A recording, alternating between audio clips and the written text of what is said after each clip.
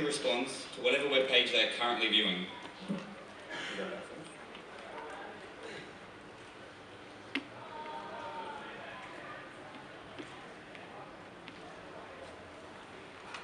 it is.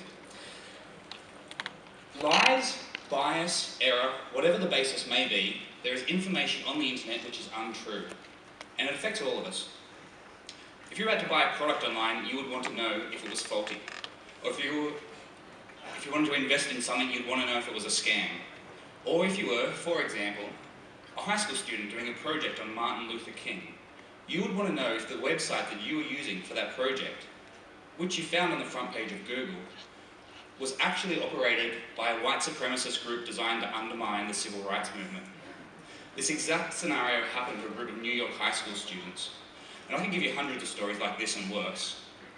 Because, like it or not, the fact is misinformation is the biggest problem on the World Wide Web. But it's okay because the solution is right here. Articles like this one. Lee Hubbard here has already taken the time to write an expose of that website, the hidden agenda it has in its bias, and he did it years ago. Doesn't it make sense that someone visiting that website would want to know about this article? Because that's all rbutr does. Anyone can use rbutr to identify this article is critiquing that page and connect them together. As soon as that's done, anyone that visits this page gets an alert saying that there are rebuttals to this page. Click on the plugin and you get a list of those critiquing articles. Click on any of those links and it opens that article in a new tab. rbutr makes the internet correct itself.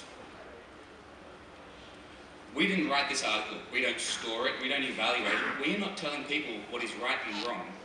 All we're saying is that this article critiques, disputes, or contradicts that page. And we tell it to you right when you need to know it, when you land on that page. This will work on any web page, on any subject, and in any language. rbutr is the next step to the information revolution. So our initial market is the skeptic community, the pro-science, pro-rationality sorts of groups. We're already well established here and actively growing. Our target market, though, are students, teachers, academics, and journalists, the sorts of people that really care about getting to the truth. To gauge what this might be worth to us, StumbleUpon makes over $1 per registered user, Google makes about $10 per search user. We're likely to be somewhere between the two because we will be able to provide contextualized adverts on any web page. So this gives us an initial market value of around $500 million. We have the perfect team to pull this off. Craig and I founded rbutr about 2.5 years ago, and we've been bootstrapping the project ever since. I bring the marketing, business, and the philosophy to the team.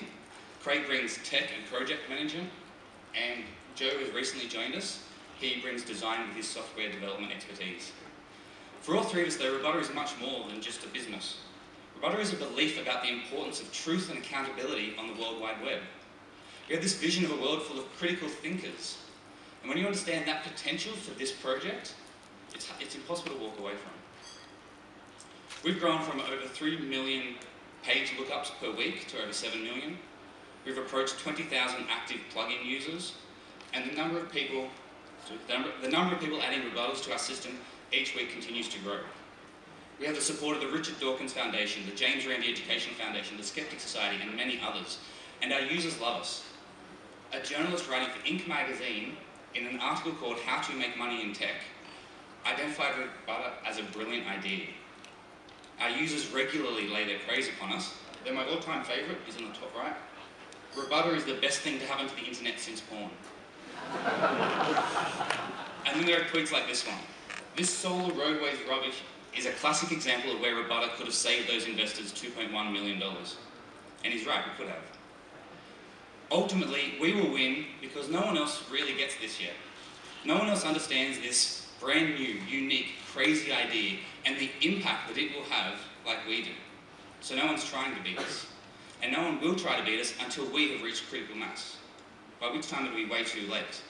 Because web giants do not beat innovative new communities by simply copying them. Also, we've tied this entire concept to the rbutr brand. So anyone else that comes in and tries to offer a similar service will be associated with us. Because rbutr is not a new social media, a social network, or a new photo sharing app, or a new marketplace, anything like that. rbutr is a whole new concept, and we own that concept. So thank you for listening, and I look forward to your questions.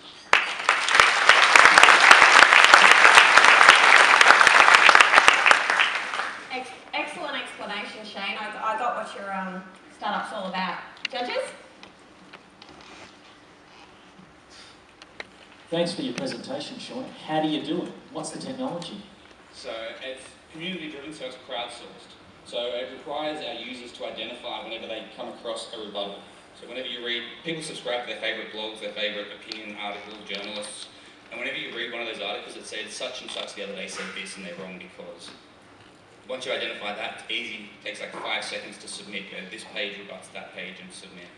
So it's super easy to do, but we can't do it automatically because that is ultimately artificial intelligence. To be able to identify when the intent of an author behind written words is still beyond us. So we're currently developing technology which will provide a list of potential rebuttals, which will still require human curation. Shane, in terms of technology, Google tried exactly this about 15 years ago, I think, with Google SiteWiki. Do you know why they failed miserably? Because it wasn't exactly this. What they did is the same as every other web annotation system. So you've got Third Voice, Google SiteWiki. A current person in that space is Hypothesis, and they've got a lot of potential. They're going open source, non-profit. They all provide the ability to add comments to web pages. So it's a third-party overview that you can comment. The problem with this is, our philosophy in this whole project is that we don't need to add another voice.